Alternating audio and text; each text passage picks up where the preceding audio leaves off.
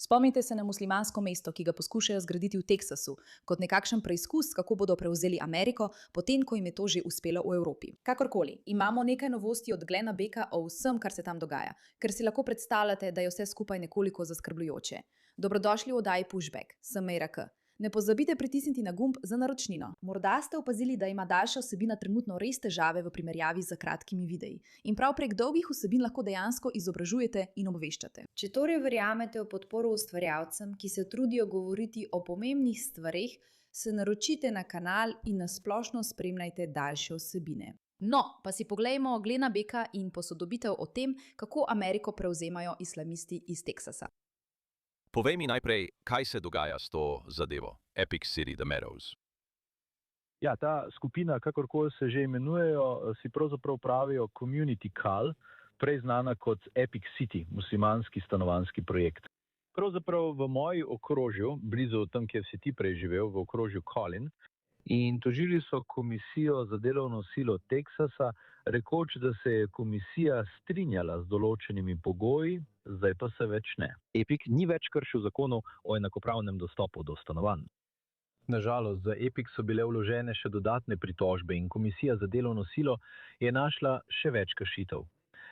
In potem je začel had. Mimogrede, to je tisto, kar počnejo. Nenehno vlagajo, poskušajo doseči svoje pravice, poskušajo se vrniti k ustavnim pravicam. In v tem je veliko upravičenega, ker Amerika poskuša čim bolj zaščititi verske svoboščine. Vendar pa je tukaj vprašanje, ki si ga moramo vsi vedno znova zastavljati. Kdaj, če imate politično agendo, ki se pretvarja, da je verska agenda, kdaj začnemo reči, to ni verska svoboda, to je politični prevzem? To je seveda vprašanje, na katerega je zapleteno odgovoriti, ker bi potem lahko začeli razpravljati v vse smeri. No, to ni resnično versko gibanje, to je politično gibanje. In seveda bi se to uporabilo proti Judom, uporabilo bi se proti kristjanom, uporabilo bi se proti vsem. Ampak, ko imate skupino ljudi, milijone, če ne celo milijarde, ki javno izjavljajo, da je točno to njihov namen, morda je treba nekaj ukreniti. Ampak spet, prav na pravnem bojišču pogosto zmagujejo, zato je to tako pomembno. Preiskujejo. In zdaj pregledujejo celotno situacijo z Epic City. In potem seveda, veste, kako je v Austinu, v Teksasu. Imamo liberalno sodnico, Amy Clark, ki pride in reče, ne, morate nadaljevati s to pogodbo, kljub tem kršitvam. Morate jim dovoliti Epiku, da nadaljujejo z razvojem. Zato smo se pritožili, kot ste govorili o drobnih pravnih zapletih. Naša pritožba ustavi postopek za začasno odredbo, dokler ta pritožba ni rešena. Torej, dobra stvar je, da gre za 15. pritožbeno sodišče. Katere kršitve vidite? Torej, kršitve dejansko določi komisija za delovno silo in začetne kršitve naj bi bile domnevno že rešene. Toda problem je, da so bile vložene nove pritožbe in ne vem, kakšne so te nove pritožbe. Vem le, da so ljudje vložili pritožbe pri teksaški komisiji za delovno silo. Zdaj preiskujejo te pritožbe. In tudi HUC preiskuje. Tako niti teksaška komisija za delovno silo ne želi nadaljevati s tem dogovorom, dokler obstajajo druge kršitve, ki jih Epic še ni rešil. Torej, Ken, za ljudi, ki tega ne vejo, mislim, veliko ljudi v Teksasu tega preprosto ne razume. Celotna kultura Teksasa se izgublja in Teksas je glavna tarča islamističnega gibanja. Mislim, tako nastajajo cone, kamor se ne zahaja v mestih po vsem svetu. To je točno to. Teksas postaja epicenter, kjer poskušajo preizkusiti islamski prevzem. Tako kot je mundani preizkus, je tudi to preizkus. In s tem se je treba spopasti na ta način. Razloži to nekomu, ki res ne posveča pozornosti temu, kar je tvoj problem ali česa se ljudje v resnici bojijo. Ja, mislim, da je zanimivo, ker se zdi, kot da je že konc. Začel se je precej počas. Zdaj je vedno več teh naselij, ki so izključno muslimanska in ne bi jih domnevno urejalo šiitsko pravo. No, veš, seveda imajo ljudje pravico, da častijo, kakor želijo, vendar nimajo pravice imeti svojih zakonov.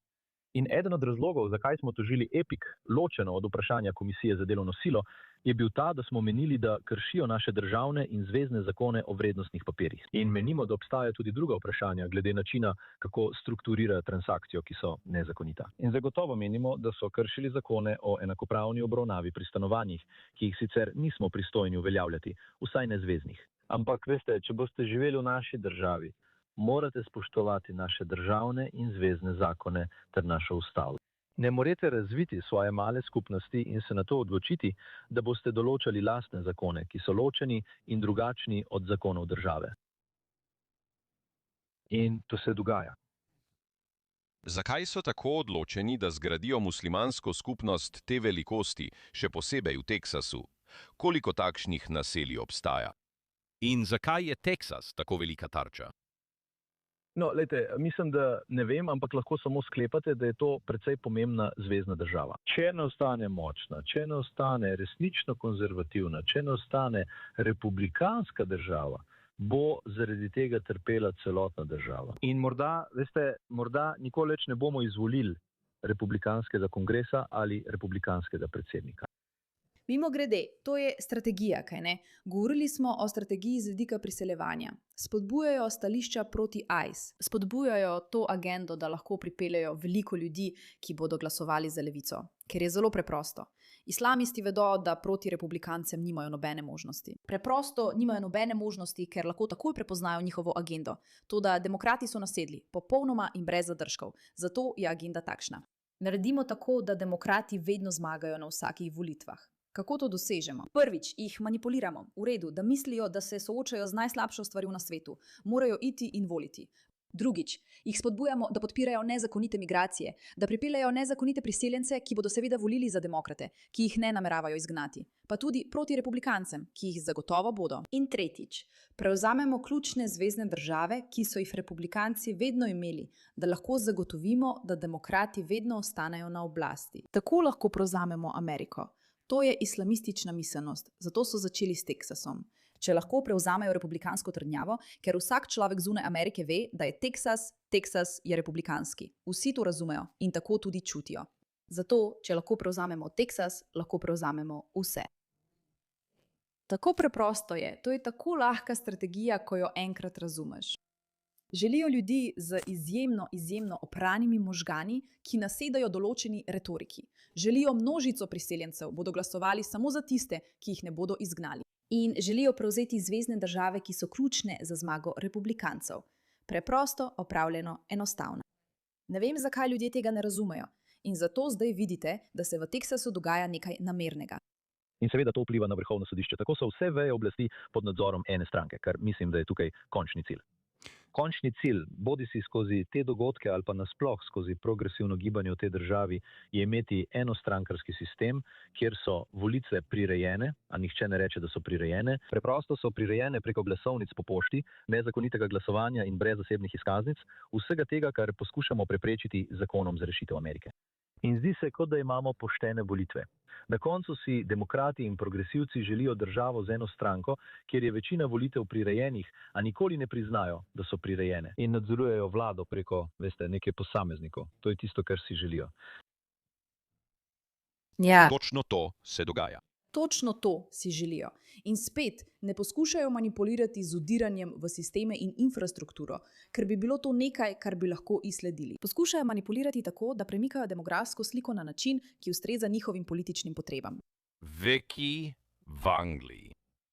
In veste, to se dogaja v Angliji in povsod drugje. Po vsej Evropi. In to postaja resen problem. Pogovarjal sem se s Piersom Morganom in rekel je, da tukaj ni pravega problema. Saj veste, zakaj vsi izpostavljajo muslimane. Mislim, da nihče ne izpostavlja muslimanov. Izpostavljate islamiste. 48% v nedavni anketi v Evropi. 48% teh priseljencev pravi, da si želi šeriatsko pravo v Evropi, da je njihov cilj imeti šeriatsko pravo. In to je njihov cilj tudi za Ameriko. Prevzem s šeriatskim pravom povsod, kjer lahko, ker je to njihovo versko prepričanje. Gre zgolj za razumevanje, kaj jim njihova vera narekuje. In če se tega držijo, vemo, da se tega držijo. Videli smo to povsod. Želijo prevzeti Evropo in jim je to uspelo. Videli so miselnost, ki deluje, da lahko pridobijo šibkejše ljudi, levičarske ljudi, ki ne razumejo sovražnika, ki prihaja, da se infiltrira mednje in ga podpirajo. Ni povsem pravilno, da levičare imenujemo šibkejše in to bi rada popravila. Gre za to, da razumejo, da jih je lažje oprati možgane s temi agendami skrbi za druge ljudi, kar je točno način, kako to predstavijo. Verske svoboščine in pravice za priseljence. Vse to je način, kako zapakirajo prevzem. Neverjeten način trženja. To je genialno, vendar je to sistem, ki so ga uporabili na več mestih. In na nas je, da ga prepoznamo in poimenujemo točno tako, kot je.